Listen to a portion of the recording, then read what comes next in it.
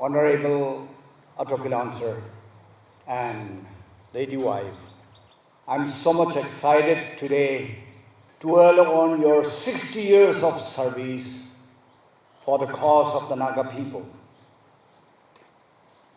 This is a privilege which I do not deserve, but thank God, and I thank the moderators and the program committee for allowing me to brief on the 60 years career of our most venerated leader, and also Ato Kilonser, T.H. Muivah.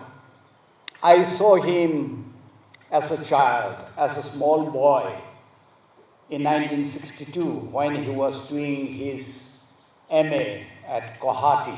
Then after completing his MA in 1963, he came back to my village again because my village was frequented by Uncle Suisa and joined by my uncle, maternal uncle, Mr. Ramyo Zimik. They used to catch up at my village and they used to discuss every issues, great and small. 1963, those days, there were hardly any postgraduate among the Naga community. At that time, our Honorable Ato Kilonser, he was looked upon by the people with some sort of uncommon respect and love. He spoke once in my village church. He was talking about a kingdom divided cannot stand.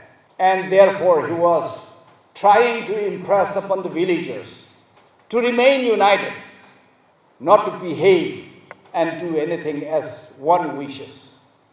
Because the nation was going through a very critical period. That was my first experience of hearing him speaking from the church pulpit. Then in 1964, I heard that he had joined the Naga National Council.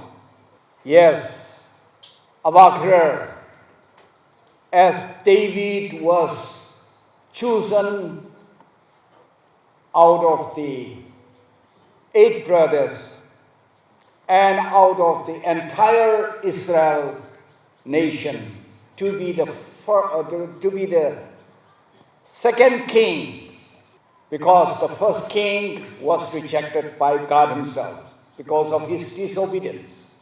As Jeremiah was called out from among many people as a child prophet, he confessed honestly that how could he be a prophet to the nations? But God said, before I formed you in the womb of your mother, I had foreknown you, and I have set you aside to be the prophet. So also, out of many Naga people, let us say millions of Naga people, you have been chosen and anointed. Had he not chosen you as a special person of his, he would not have protected you, he would not have preserved you, he would not have sustained you in such an extraordinary manner. Being a chosen person, God has never failed you for the sake of the Naga people and for the sake of his own glory. These 60 years of service, without even a day of break. Many people may claim that they have served the nation for more than 60 years, 70 years. But they had many years of break, many period of break in between. So that cannot be counted as the rightful claim. But you have every right to claim you have successfully completed 60 years of service, because we are here today in 2024. On this 23rd March, we are celebrating with you. Because of you, we are taking this pride. We are able to share your blessing. Thank you. May God bless you more and continue to bless you. He has, being a chosen man, being an anointed man, He has given you the strength, physical as well as mental strength. He has also given you knowledge and wisdom. And because of your account, nation has come and reached thus far. In 1965, our Honorable Ato Kilonser was elected as the second General Secretary of the NNC at Muivah in the month of January. And since then, he has been serving as the General Secretary as well as the Ato Kilonser till 1978, August 30, when there was a military coup on account of the opposition to Shillong Accord, led by you. Some of the misguided officers from among the Naga army acted at the behest of the Shillong Accord signatories, and you were detained for more than 1 year and almost 6 months, when you were released on 24th January 1980.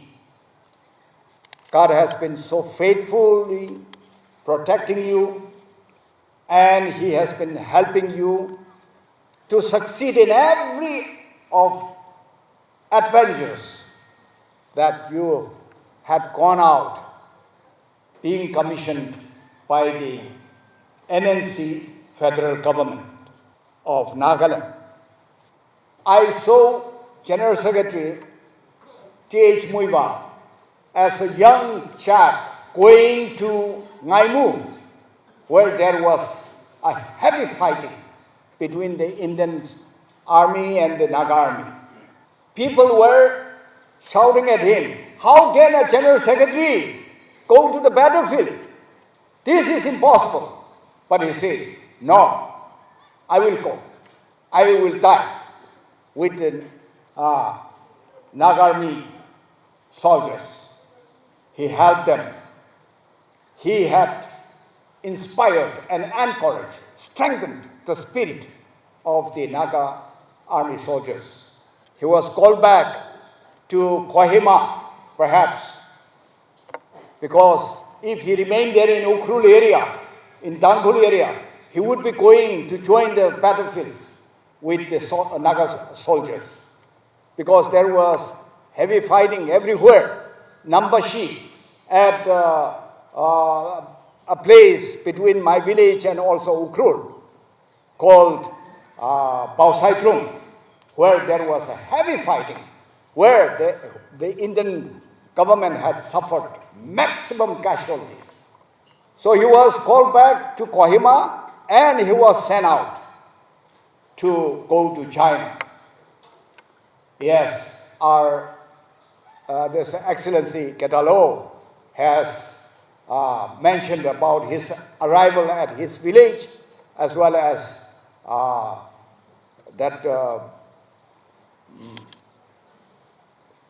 what is that village? Tutok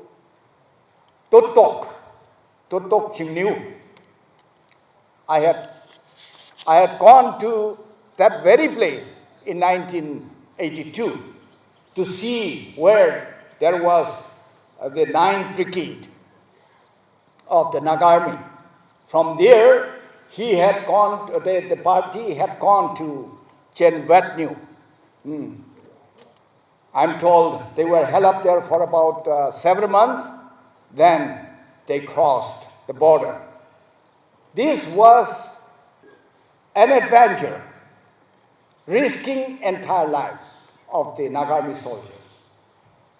We have heard about General Tosoi's group, which suffered maximum casualties in the hands of our own people, who were then completely headhunters. Even the most one of the most respected leaders, Mr. Jonathan, who was then the Kia secretary, was killed by the Kayo villagers, Kamka villagers.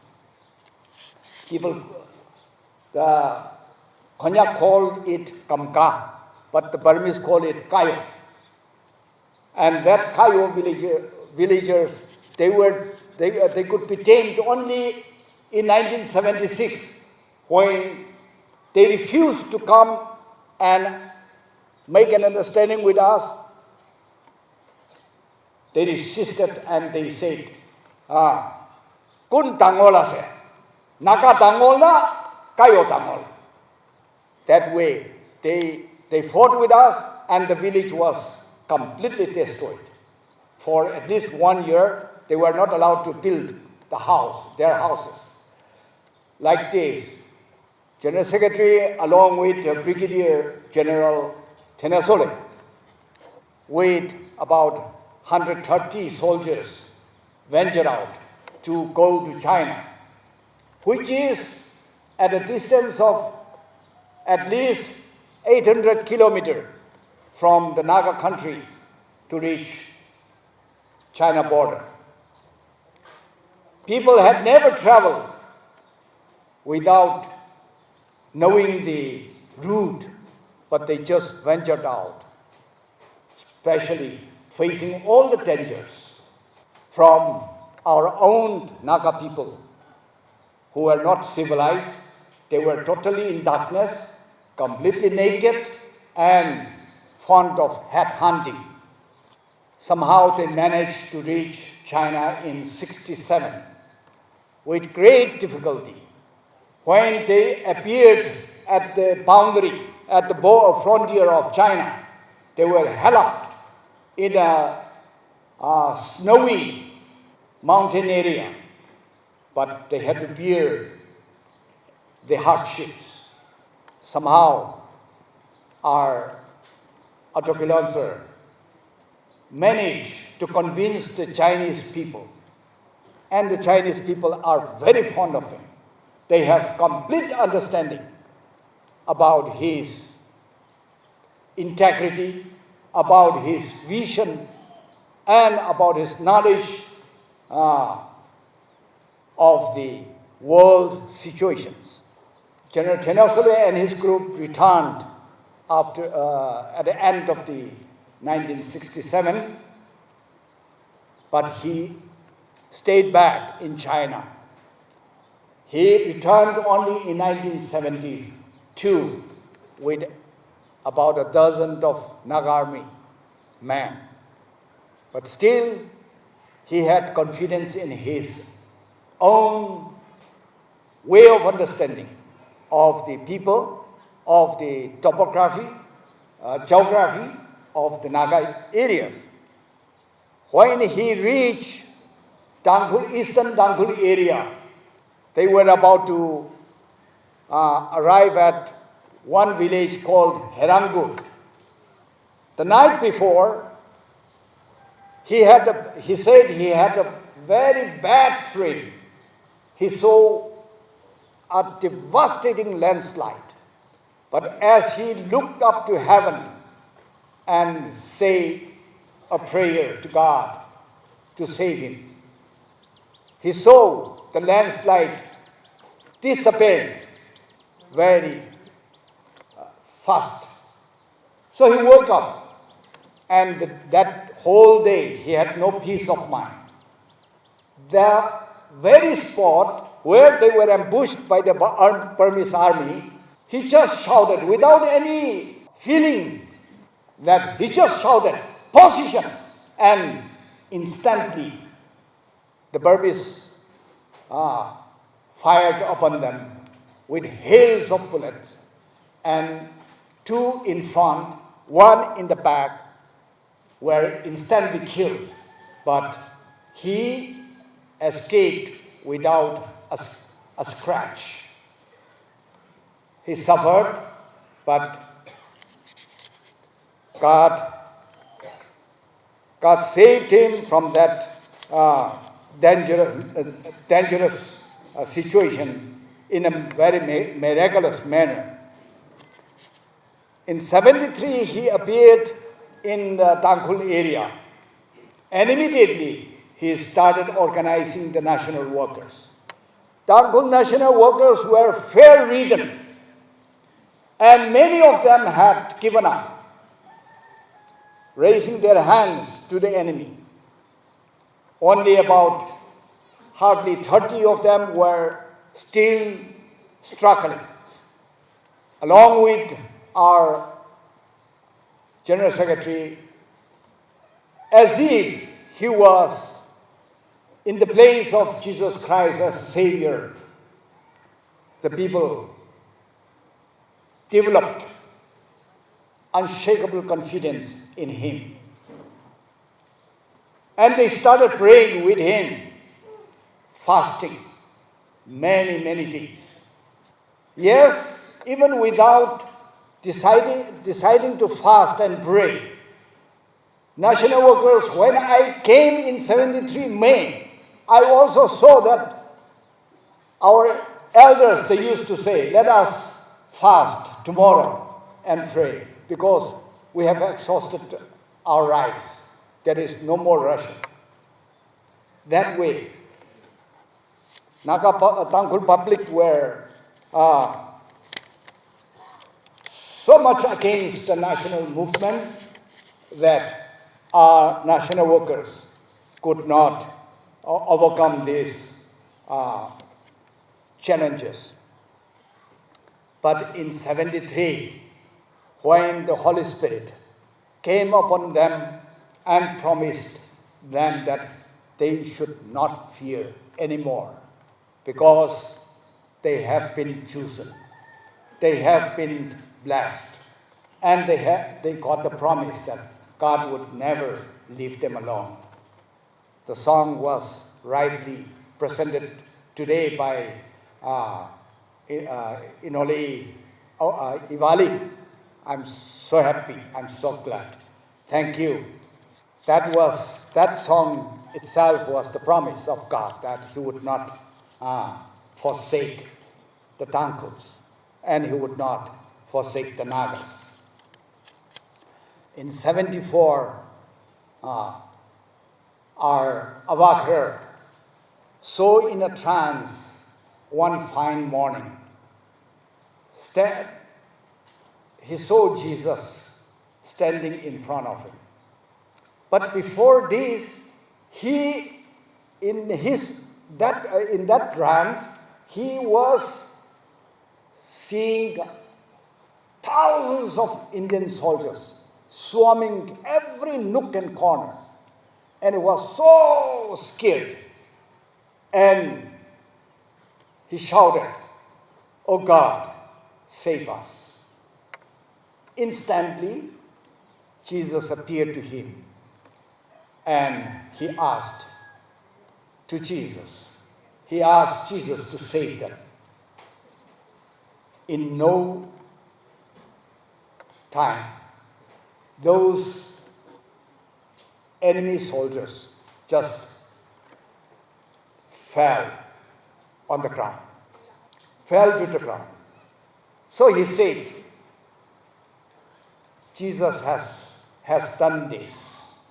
He has shown his mighty hand. He has told the Tangkhul national workers to mark that place and set up a place of worship there itself. Then the government decided to send out a goodwill mission abroad. Ali Command had to be organized, and the goodwill mission was to be led by General Secretary Mr. K.H. Muivah. He refused to go. He didn't want to go because he said, in my absence, in the 60s, when I was abroad, government at home was broken. I think it is not good for me to leave home because these days, even the Vice President is now in sick bed, too old to walk. And if I leave again, there will be none at home. The President is away in London. The Vice President is lying in his deathbed. And if I go away and something happens in absence, I will be held responsible. All the leaders back him. Unless you leave, unless you go, it will be impossible to convince the Chinese authority. So please, you must lead the goodwill mission and try your best to reach London also, to prevail upon President Fico.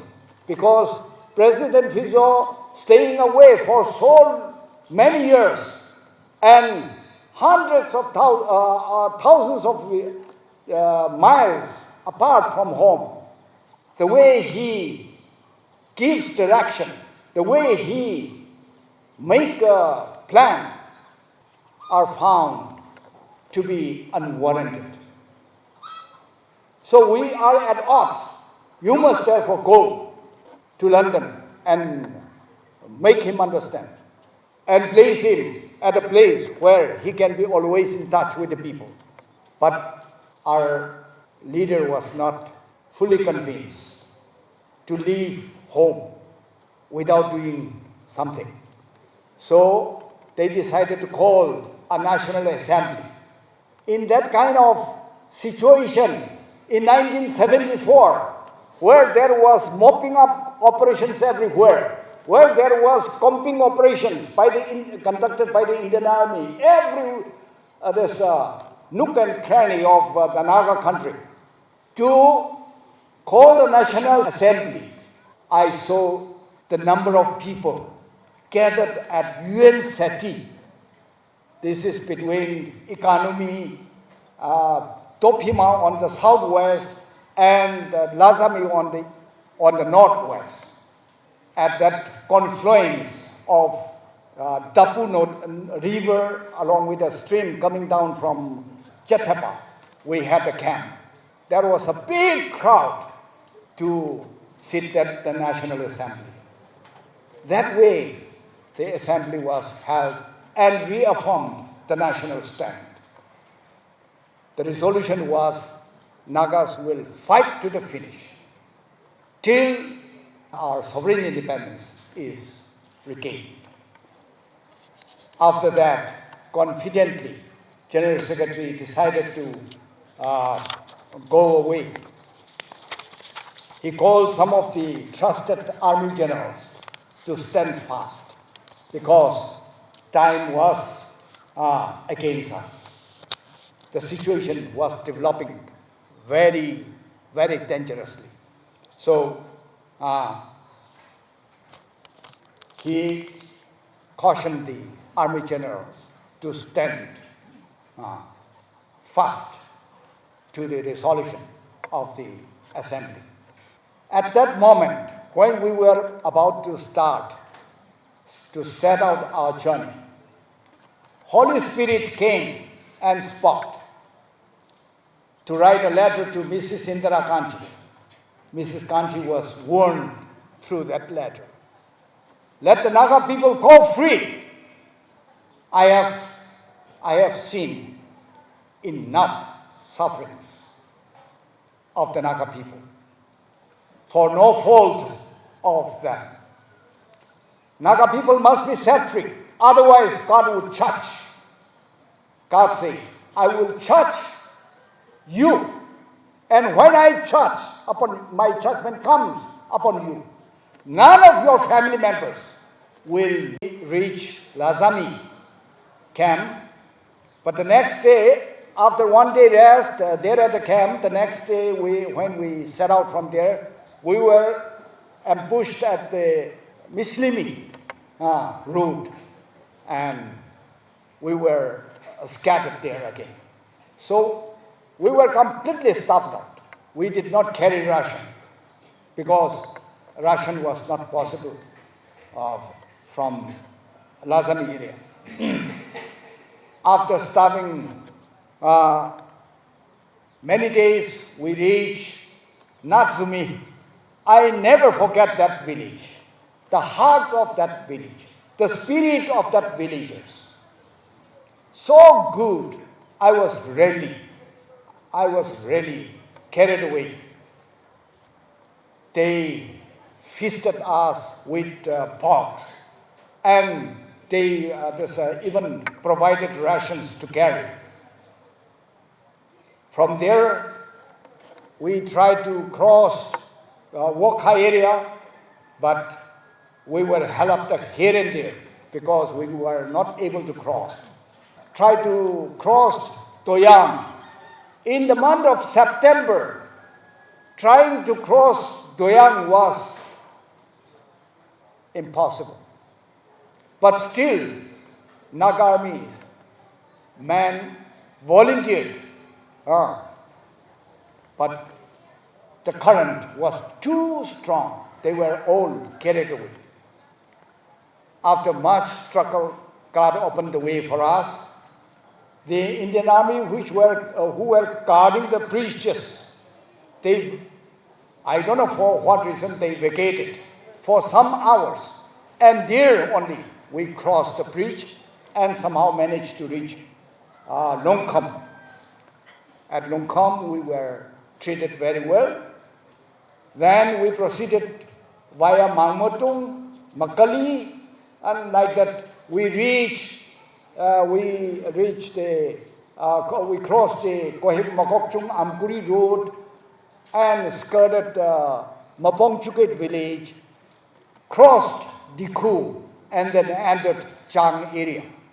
While we were passing through the paddy fields of Lungtra village, we were ambushed by the VG, and some of our cadres were killed, some of our people were scattered and caught. Still, we managed. We had no food at all, but still we continued with our journey. At one point of time, before reaching that Yachim Pom village, we had a worship service where I was asked to speak by the chaplain, head chaplain, Lieutenant that time, Kefal. He asked me to speak. So I had nothing to speak. I said, today my stomach is empty, so my stomach is calling only, crying for kuchu only. Not even rice. We did not expect rice. We wanted only kuchu, and we were worshipping in our hearts only kuchu. No Christ. I said, today we have forgotten Naglim for Christ also. Today we have forgotten Naga freedom. Today we have forgotten about our journey to China also. We are only thinking of kuchu, because after all, empty stomach, we are starved. I wish I called Jesus was there to provide us food, as he had provided miraculously with 5 loaves and 2 fish to 5,000 people. Like this we went. Then we managed to cross Jenvetnu. After much struggle, we had to jump into the Yongmun River because we were being chased by the Gurkha regiment. And many of our people were killed and captured. Somehow we managed to escape, and to cross Yongmun became impossible. Captain Longmei, who was leading us, he said, even in the month of January, February, it is difficult to cross this river. How can we think of crossing this river when the river is flowing full brim? But there was no way out. Enemy was chasing us from the back. So we decided to jump into that flooding river. Somehow, miraculously, God saved us. Our leader must have had the instinct, must have had some sort of inspiration from above, that unless we got into the river, there was no way out. So when the commander was ordered to jump into the river first, he did, and he crossed the river. That's how we reached Konyak area. After much struggle on empty stomach, we reached Chenvetnu, Pettifield, Chumfield. We were held up there in the Chumfield for 4 or 5 days because the border was sealed. We were warned by the Holy Spirit, don't move. Then after 4 or 5 days, we were told to go. When we reached the border area, we saw a lot of fireplaces. It was almost winter, 14, 15 November. So it was cold enough. The soldiers, Indian soldiers, must have remained there in the jungle for many days. When we reached there, even we saw cigarette butts with fire, half smoked and thrown away cigarette butts were seen. Somehow we crossed and then reached the peak of Veta. That Veta peak, it always remained in my heart. There, standing on the peak of Veta, Ato Kilonser opened his rucksack, took out 4 or 5 packets of glucose powder, and told the officers to distribute. Each and every one. I don't know how many got a spoonful of that powder, but when after that glucose, he delivered a speech, a challenging speech. It never had have gone away from my mind. He said, "Look, my dear brothers and sisters, look to the south, look to the north, look to the east, look to the west. We can see the beautiful land given to us by God. God has given this beautiful land to us, Nagas. Now, what will you do for God? With this gift, what will you do for the glory of God? God has given this part of the world to you. Which else can be more precious than this? For this land, even if we die, we must die.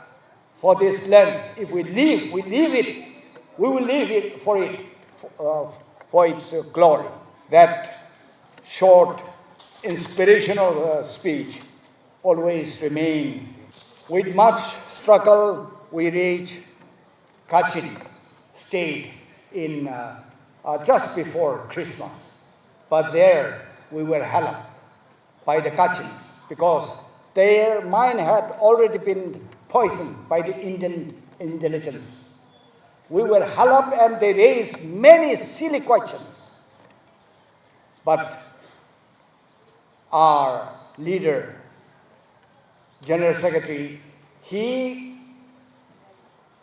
diplomatically convinced them. And after detention of more than 5 months, we reached China.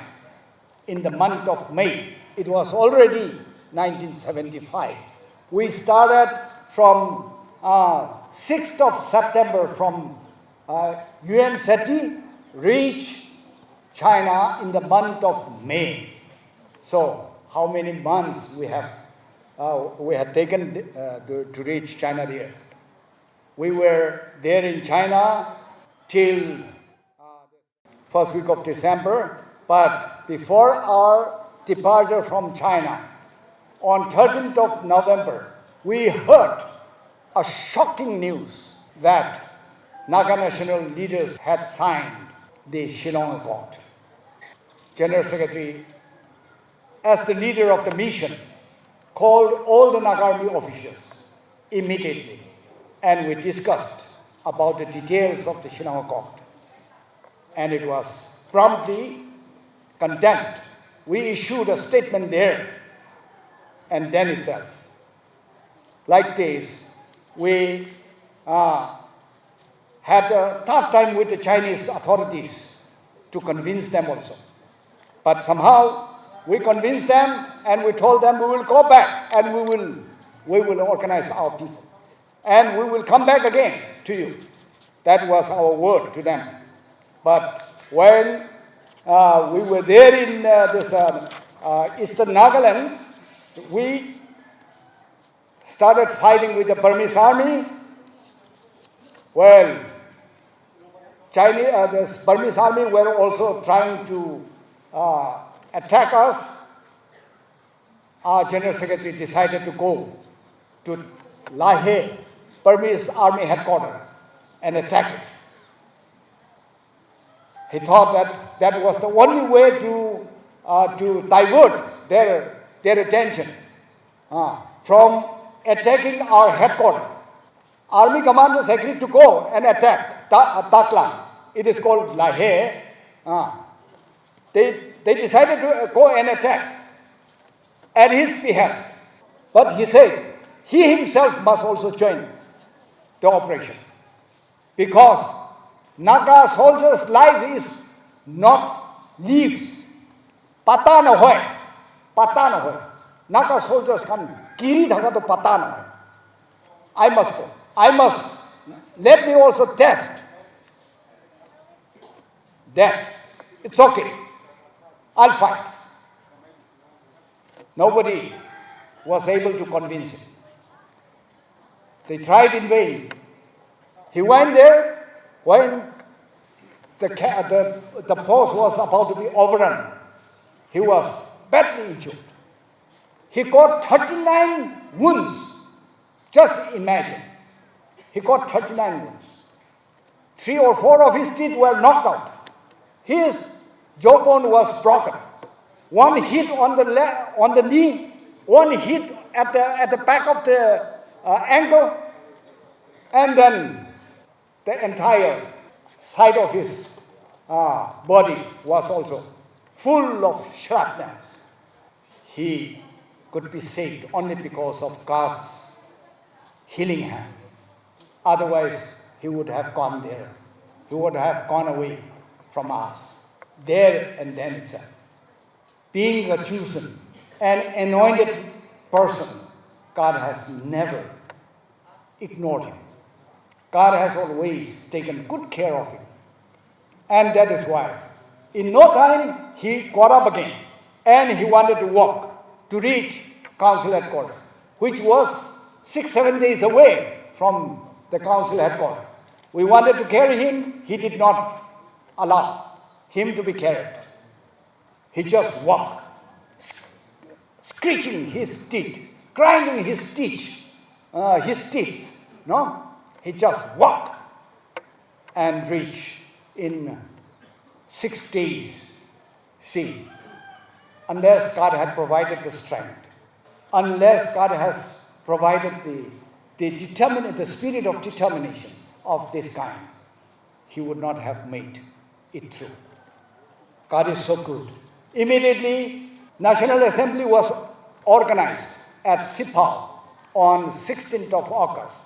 And there, Shillong Accord was condemned, as well as the federal government of which laid down weapons, was also condemned.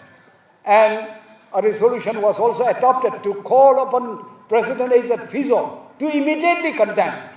Our call, frantic call in China, from China, was not paid any heed by President Azad Fizo. We really felt very, very hurt. But when we came together at Supao in Kamungan area in eastern Nagaland, President Fizo was re-elected as the undisputed leader, president of the NNC. He was also crowned with another crown. Double crowns were heaped on his hat. He was also elected as the president of the federal government.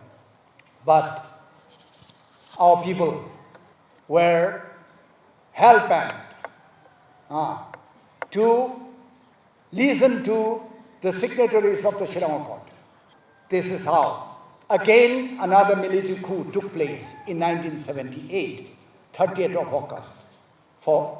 Since then, he was imprisoned, he was kept under detention along with our late chairman Isaac Chishisu for 1 year and almost 6 months, only 5 days short of 6 months. This is how our leaders were treated. They were also expelled for good, for life, from the national service on ground of concocted, cooked up charges.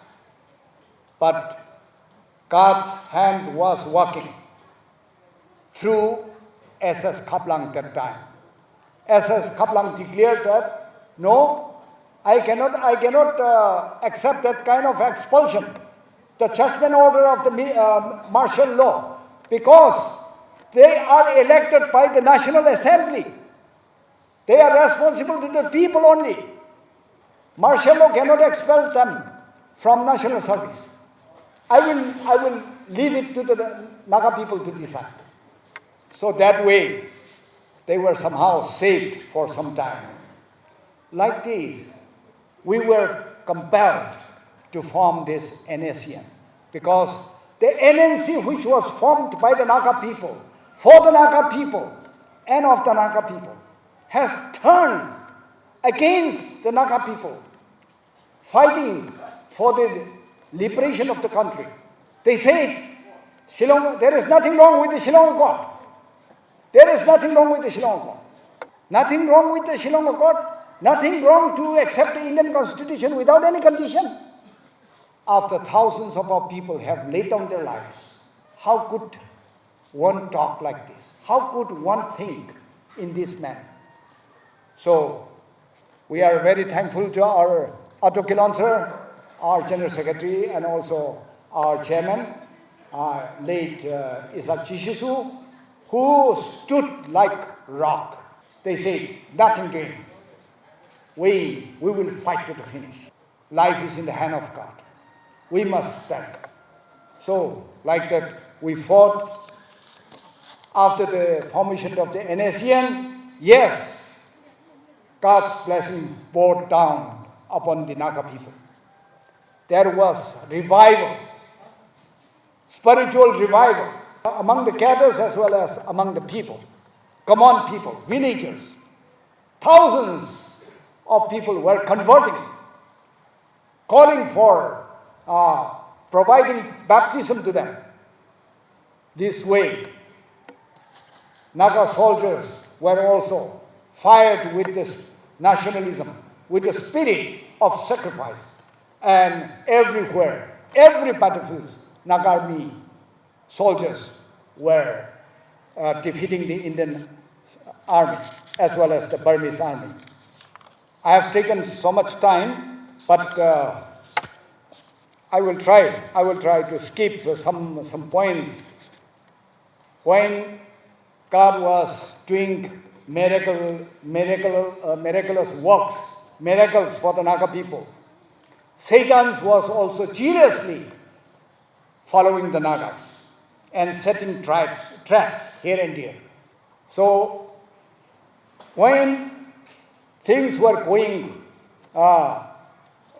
full swing with full steam, Mr. Kaplan started cooking something in his own camp.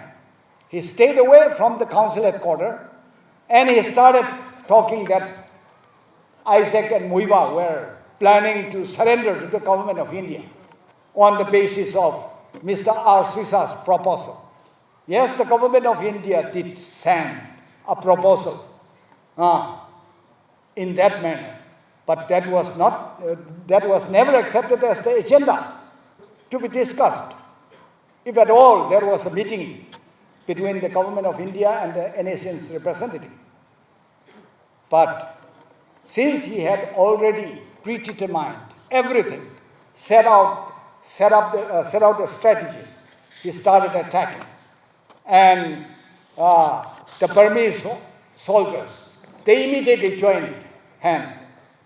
Like this, more than 280 of our veterans were massacred, including even women and children. But God had not given up the cause of the Naga people, the case of the Naga people. It turned out to be a blessing in disguise. We left the eastern theater, eastern Nagaland to Kaplan. We came over into the west. Government of India must have thought that we are landing up in their net.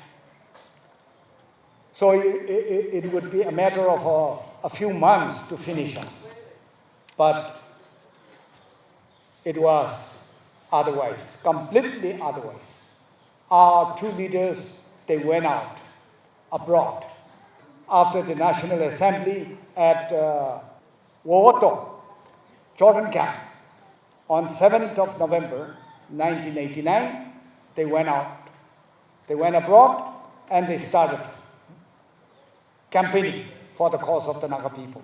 The Naga case was internationalized by them, taking it to Europe, taking it to America, taking it to South Africa, Asia, almost every country, even Russia.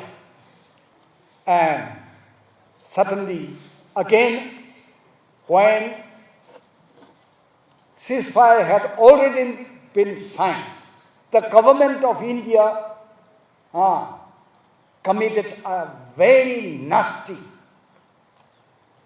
thing by instigating the Thai authorities to arrest Mr. Muivah and Mr. Isaac.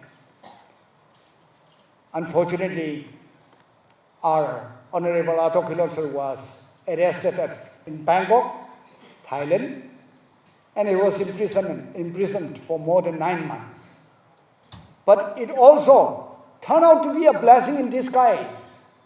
They might have thought that when Muivah was being taken out with hardened criminals, with fetters,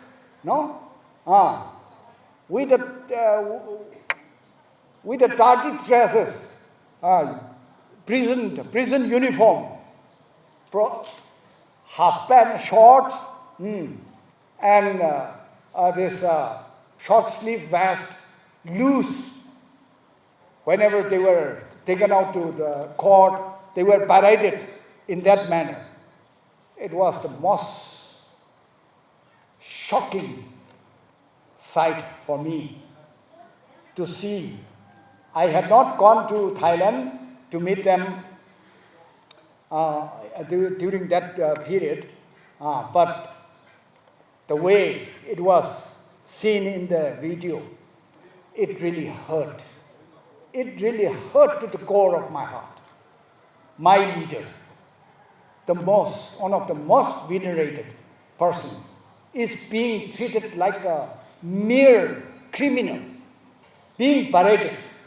But because of this humiliation, Americans came, Europeans also came, people from South Africa, people from India, Indians themselves also came to hear the case of the Naga, leaders' case, leaders who were in prison. And later on, the magistrate, he said, this is not a case to be heard in the judicial court. The government must decide this case. It is out of the bounds of the law of the land. So that way, he was released unconditionally. He was released unconditionally. That had strengthened the Nagas. Nagas used to flock after his release.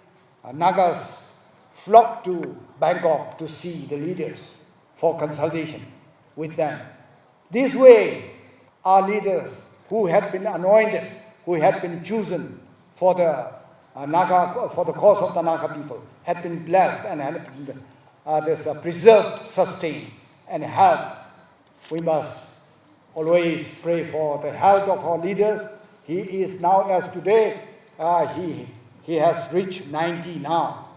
We must continue to pray for him that he should remain in good health and live long till Indo-Naga problem is resolved honorably and amicably. Thank you, Wakar.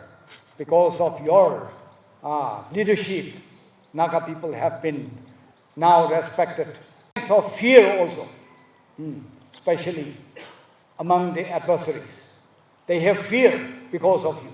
The way you have fought with the Indian government to recognize the unique history of the Nagas and the unique political position of the Nagas. This is really amazing. This is really mesmerizing for the Naga people.